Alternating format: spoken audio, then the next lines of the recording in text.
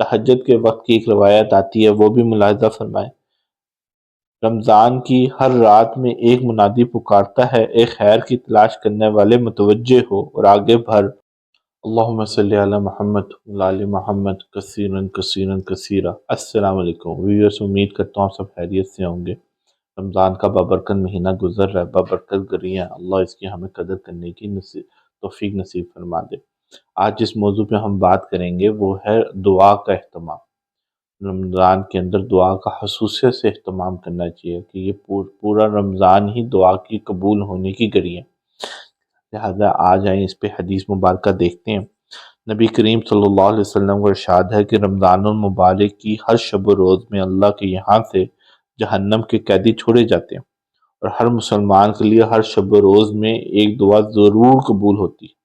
افطار کے وقت کی دعا کا ذکر ہے اس میں، اور عام طور پر رمضان کے اندر دعا کی قبولیت کا ذکر ہے۔ اسی کے اندر ہم جو افطاری کی دعائیں ہیں ان کو بھی دیکھ لیتے ہیں۔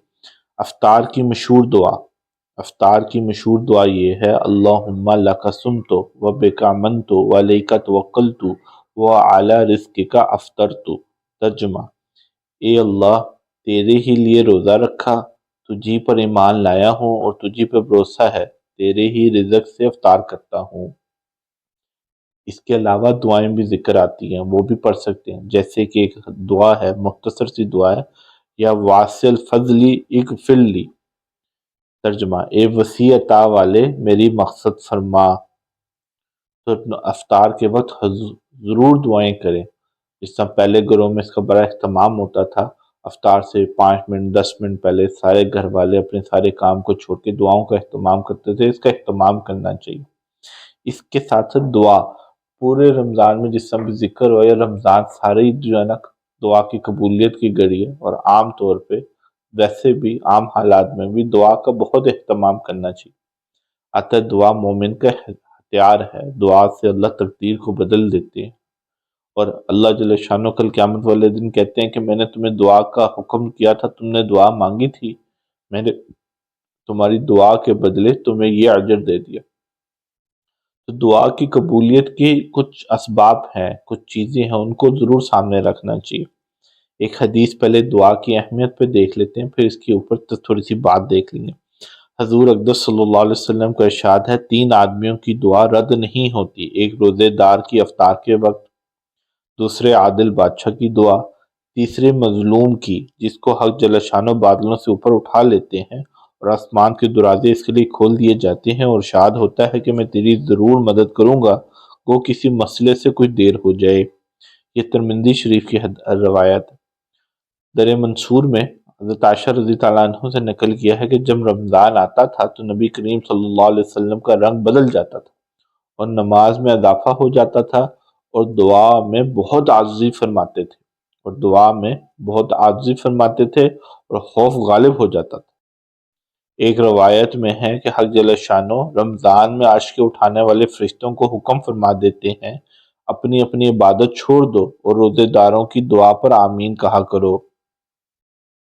بہت سی روایات سے رمضان کی دعا کا خصوصیت سے قبول ہونا معلوم ہوتا ہے، اور یہ بے تردد بات ہے کہ جب اللہ کا وعدہ ہے اور سچے رسول صلی اللہ علیہ وسلم کا نقل کیا ہوا ہے تو اس کے پورا ہونے میں کیا تردد ہے، کیا شک ہے۔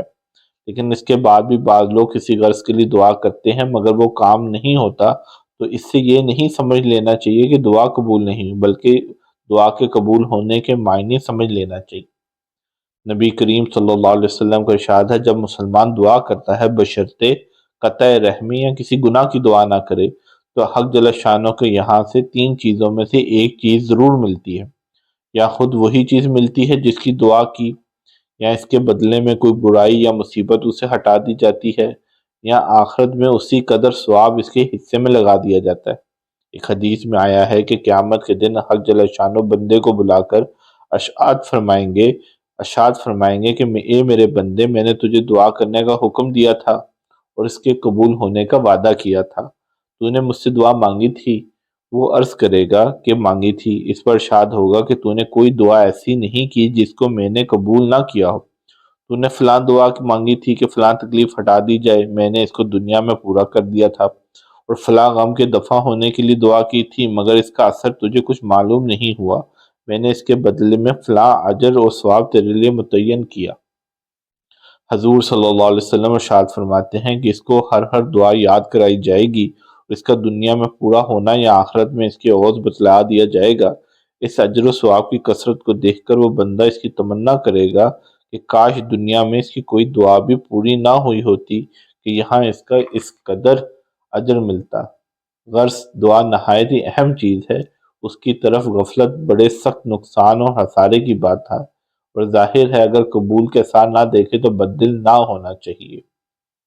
ہم اس کی کوشش کریں گے نا کہ خوب دعا کا اہتمام کریں، ہاں اللہ سے دنیا کو بھی مانگیں، آخرت کو بھی مانگیں، پوری امت کے لیے دعا کریں، اور خاص طور پہ آج کل جو غزہ کے معاملات چل رہے ہیں، نہتے کمزور مسلمانوں کے لیے دعا کریں، ہاں سب کے لیے دعا کریں۔ ایک اور آتا ہے دعا کی قبولیت کی ذریعہ تہجد کے وقت، جس کا بڑا اہتمام ہے۔ رمضان کے اندر اس وقت بندہ ویسی سحری کے لیے اٹھاتا ہے تو اس کا اہتمام بھی کرے۔ تہجد کے وقت کی ایک روایت آتی ہے، وہ بھی ملاحظہ فرمائیں۔ رمضان کی ہر رات میں ایک منادی پکارتا ہے، اے خیر کی تلاش کرنے والے متوجہ ہو اور آگے بڑھ، اور برائی کے طلبگار بس کر آنکھیں کھول۔ اس کے بعد وہ فرشتہ کہتا ہے، کوئی مغفرت کا چاہنے والا ہے کہ اس کی مغفرت کی جائے، کوئی توبہ کرنے والا ہے اس کی توبہ قبول کی جائے، کوئی دعا کرنے والا ہے کہ اس کی دعا قبول کی جائے، کوئی مانگنے والا ہے کہ اس کا سوال پورا کیا جائے۔ اس سب کے بعد یہ امر بھی نہایت ضروری ہے، یہ سحری کے وقت کی دعا کا ہے کہ سحری کے وقت اللہ ان الفاظ کے ساتھ، تہجد کے وقت ان الفاظ کے ساتھ لوگوں سے دعا کی، خود اللہ کی طرف سے فرشتہ اعلان کرتا ہے، کوئی مانگنے والا ہے تو ہم سے مانگیں، ہم اس کی مراد کو پورا کریں۔ تو سحری کے وقت یا غیر رمضان تہجد کے وقت اس کا خوب دعاؤں کا اہتمام کریں، ٹھیک ہے۔ اب اس پہ ایک چیز کو ایک بات کا بھی لحاظ رکھنا ضروری ہے، وہ بھی سن لیں۔ دعا کے ادب میں ایک بات ہے، ان سب کے بعد یہ امر بھی نہایت ضروری اور قابل لحاظ ہے کہ دعا کے قبول ہونے کے لیے کچھ شرائط بھی وارد ہوئی ہیں۔ دعا کی کچھ شرائط بھی ہیں، ان کے فوت ہونے سے بعض اوقات کبھی کبھار دعا رد کر دی جاتی ہے۔ من جملہ ان میں بہت سی باتوں کے ایک بات حرام غذا ہے کہ اس کی وجہ سے بھی دعا رد ہو جاتی ہے۔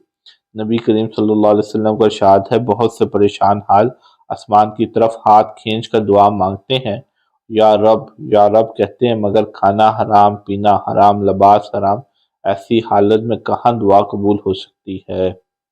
تو اس کا ہم خوب اہتمام کریں، کہ اپنے روزی کو، اپنے روزگار کو پوچھیں کہ ہم مال کما رہے ہیں یہ کس درجے میں آتا ہے۔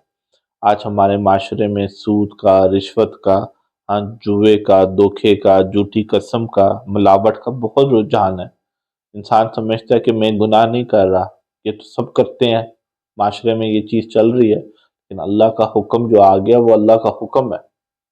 انسان پہ جو بیشتر تکلیفیں پریشانیاں آتی ہیں وہ اس کے اپنے ہی اعمال کی وجہ سے آتی ہیں۔ تو ہم اس کو ضرور پوچھیں علماء کے پاس جا کے، قیامت والے دن ایک باقاعدہ ایک سوال ہے کہ مال کس طرح کمایا، کس طرح خرچ کیا۔ تو اس کی کوشش کریں گے نا، اللہ ہم سب کو عمل کی توفیق عطا فرما دے۔